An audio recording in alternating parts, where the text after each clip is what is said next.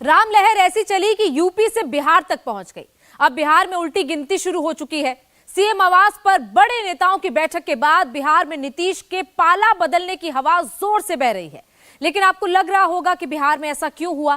क्या नीतीश कुमार ने यूपी से चली राम लहर को बिहार तक पहुंचता देख लिया है? दरअसल अयोध्या की राम लहर है ही ऐसी। इसका असर सिर्फ राजनीति पर नहीं बल्कि इकोनॉमी पर भी पड़ रहा है। राम की नगरी से बड़े बदलाव का अध्याय शुरू हो चुका है। ये बदलाव क्या होगा, कैसे होगा, इस रिपोर्ट में देखिए। राम मंदिर से अयोध्या में टूरिज्म को मिलेगा कितना बूस्ट? यूपी सरकार की कितनी होगी कमाई?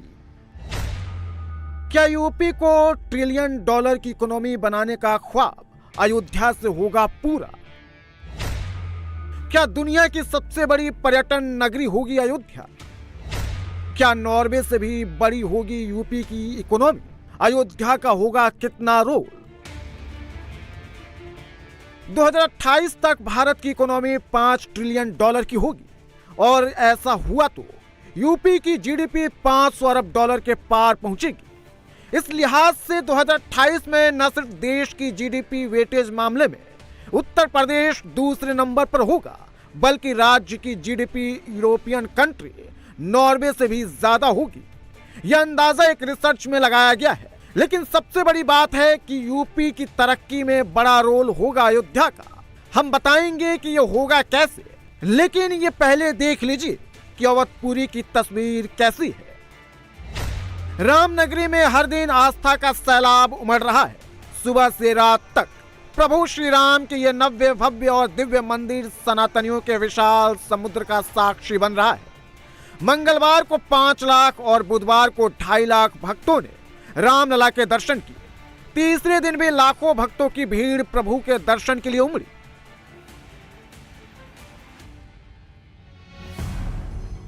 सरयू स्नान के बाद भारी संख्या में लोग रामलला के दर्शन के लिए पहुंच रहे हैं। भक्तों को लाइन लगाकर गर्भगृह तक भेजा जा रहा है। जय श्री राम के उद्घोष से पूरी अयोध्या नगरी गूंज रही है। अयोध्या में बस ट्रेन सर्विस को पूरी तरह से बहाल कर दिया गया है। भक्तों की भीड़ को देखते हुए अभी रामलला के कपाट रात 10 बजे तक खोले जा रहे हैं। भव्य राम मंदिर के प्राण प्रतिष्ठा की गई। भगवान राम की नई मूर्ति को बालक राम के नाम से जाना जाएगा। नई मूर्ति का नाम बालक राम रखने का कारण यह है कि प्रभु एक बच्चे की तरह दिखते हैं, जिनकी उम्र 5 साल है। भगवान राम के बाल स्वरूप बालक राम के दर्शन के लिए आ रहे भक्त दिल खोलकर दान दे रहे हैं। दान के लिए फिलहाल 10 काउंटर खोले गए हैं। मंगलवार को पहले ही दिन भक्तों ने 3 करोड़ 17 लाख का चढ़ावा चढ़ाया। भक्तों की सुविधा के लिए दान काउंटर के अलावा ऑनलाइन दान के लिए इंतजाम किया गया है। देखिए, श्री राम जन्म तीर्थ क्षेत्र ट्रस्ट को जो है लगातार हम समझते हैं 2020 में जब भूमि पूजन हुआ था तब समर्पण निधि का कार्यक्रम संपन्न कराया गया था। पूरा देश जो है उमड़ पड़ा था। लगभग 3,500 करोड़ रुपए जो है उन्होंने दिया था। और अब जब से प्राण प्रतिष्ठा हुआ है तो लगातार जो है इसमें बढ़ोतरी हो रही है और ऑनलाइन भी भेजा जा रहा है। साथ साथ नगद भी लोग डाल रहे हैं, दान पात्रों में डाल रहे हैं। जिनकी गिनती हो जाती है वो सामने दिखाई देता है। भगवान राम के दर्शन के लिए सिर्फ भारत से ही नहीं बल्कि दुनिया भर से श्रद्धालु पहुंच रहे हैं। यहाँ पहुंचने वाले भक्तों की तादाद हर रोज 10 लाख के पार पहुंच सकती है। अयोध्या का असर आने वाले दिनों में यूपी की इकोनॉमी पर भी दिखेगा। ये हमारी सरकार है जिसको अयोध्या में रामलला के विग्रह की प्राण प्रतिष्ठा का साक्षी होने का अवसर मिला है। जब देश में पूर्ण बहुमत की सरकार होती है तो नीति में, निर्णयों में स्पष्टता होती है। इसका सीधा प्रभाव वैश्विक स्तर पर देश की साख पर भी पड़ता है। और साथियों, मैं बताता हूं, मैं जब दुनिया के बड़े बड़े दिग्गजों को मिलता हूं ना, बड़े बड़े नेताओं को मिलता हूं ना, दुनिया के कोई भी बड़े देश हो, जब मैं उनसे हाथ मिलाता हूं ना तो अकेला मोदी हाथ नहीं मिलाता है। 140 करोड़ देशवासी मेरे साथ खड़े होते हैं। अयोध्या में 2019 में पर्यटकों की संख्या 3.5 लाख थी, जो 2022 और 2023 दोनों सालों में बढ़कर 2 करोड़ से ज्यादा पहुंची। पिछले दिनों विदेशी शेयर बाजार फर्म जेफरीज ने अपनी रिपोर्ट में दावा किया था कि अयोध्या पर्यटकों की संख्या के हिसाब से वेटिकन सिटी और मक्का को भी पीछे छोड़ देगी। अयोध्या में हर साल करीब 5 करोड़ श्रद्धालुओं के पहुंचने की उम्मीद है। यानी ये सिर्फ यूपी का नहीं बल्कि भारत का सबसे बड़ा पर्यटन स्थल होगा। विश्व के 2 सबसे बड़े धार्मिक स्थलों की बात करें, पहले स्थान पर मक्का है जहां हर साल 2 करोड़ लोग पहुंचते हैं। इससे सऊदी अरब को $12 बिलियन का राजस्व मिलता है। वहीं वेटिकन सिटी में हर साल 90 लाख लोग आते हैं। इससे वेटिकन को 315 मिलियन अमेरिकी डॉलर का राजस्व मिलता है। रामलला की प्राण प्रतिष्ठा के बाद देश में आध्यात्मिक और धार्मिक पर्यटन के एक नए अध्याय की शुरुआत हो चुकी है। प्रयागराज और वाराणसी पहले से ही हर साल करोड़ों तीर्थयात्रियों को आकर्षित कर रहे थे और अब अयोध्या भी इनकी लीग में शामिल हो चुकी है। पिछले साल उत्तर प्रदेश के इन 3 शहरों में कुल मिलाकर लगभग 15 करोड़ विजिटर आए थे, जो कि पूरे यूपी के 32 करोड़ पर्यटकों के लगभग आधे थे। प्रयागराज में हर साल औसतन 4 करोड़ पर्यटक आते हैं, लेकिन 2023 में काशी में 8.4 करोड़ पर्यटक आए। आंकड़ों के मुताबिक पर्यटकों के मामले में वाराणसी यूपी का नंबर 1 डेस्टिनेशन है। ये वही काशी है जहां 2017 में सिर्फ 60 लाख विजिटर आए थे, लेकिन काशी विश्वनाथ कॉरिडोर के खुलने के बाद तीर्थयात्रियों की संख्या में करोड़ों का इजाफा हुआ।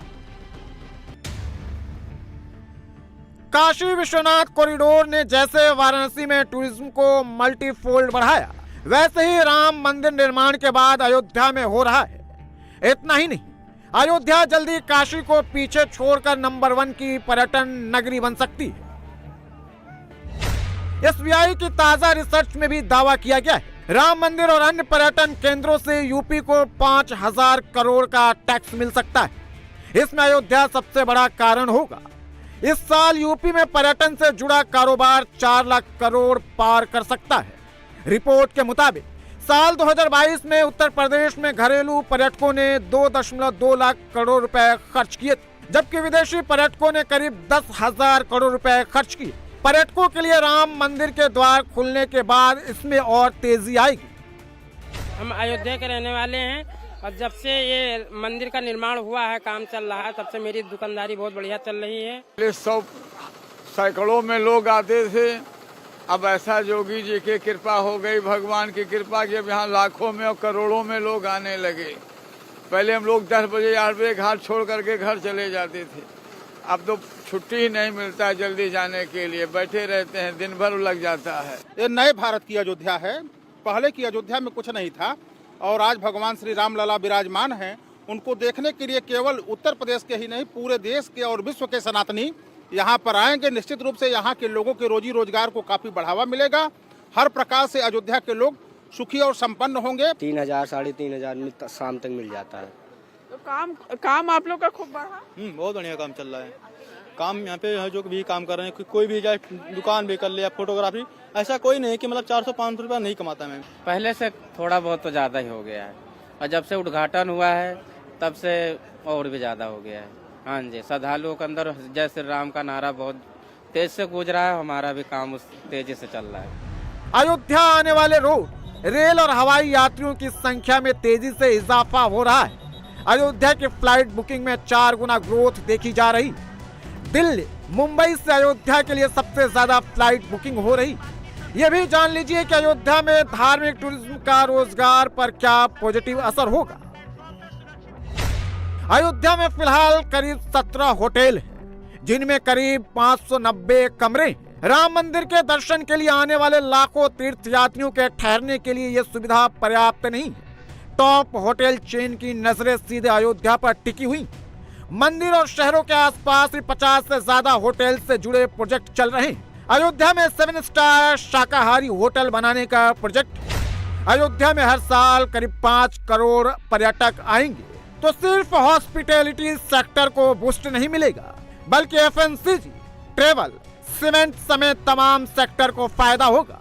अयोध्या के रहने वाले आप हैं, यहाँ पर व्यापार कितना ज्यादा बढ़ गया है, लोग आ रहे हैं, कितना क्षेत्र को तरक्की होगा, आसपास के जनपदों को तरक्की होगा? जी, अयोध्या में जब से सारी व्यवस्थाएं, अयोध्या में मंदिर बनने का कार्य शुरू हुआ है और जब से प्राण प्रतिष्ठा हुई उसके बाद से यहाँ पे रोजगार के अवसर बढ़े हैं। चूंकि लोगों का आवागमन है तो उनके खाने पीने की व्यवस्थाएं भी लोगों को करनी पड़ रही हैं और साथ ही आवागमन की व्यवस्था हो रही है तो ऑटो और ट्रैफिक इसके सहारे भी लोग आ रहे हैं। होटल और कुछ लोगों के कुछ घरों को भी होटल की अनुमति दी गई है कि वो अपने घरों पे रख सकते हैं, तो लोगों का व्यापार भी बढ़ा हुआ है। व्यापार बढ़ रहा है अयोध्या में और आसपास में, आपको ये महसूस हो रहा है? हम जौनपुर के रहने वाले हैं, यहाँ पर आए हैं और यहाँ का माहौल देखें, यहाँ पे जो सबको कारोबार भी मिला, व्यापार भी बढ़ा और यहाँ पर राम जी की मूर्ति को देखने के बाद इस बार होता है कि हाँ, लगता है कि साक्षात प्रभु बैठे हुए हैं। अयोध्या का वर्ल्ड क्लास धार्मिक पर्यटन का केंद्र बनने के लिए डेवलपमेंट का काम भी काफी तेजी से चल रहा है। दिसंबर में ही 11,100 करोड़ रुपए के प्रोजेक्ट का शिलान्यास हुआ। शहर में 6,500 वर्ग मीटर में फैला नया एयरपोर्ट टर्मिनल है। इससे हर साल 10 लाख यात्रियों को सर्विस मिलेगी। अयोध्या धाम रेलवे स्टेशन को 240 करोड़ रुपए की लागत से फिर से बनाया गया है। यहाँ 1200 एकड़ में 2180 करोड़ रुपए का ग्रीनफील्ड टाउन भी बनाया जाएगा।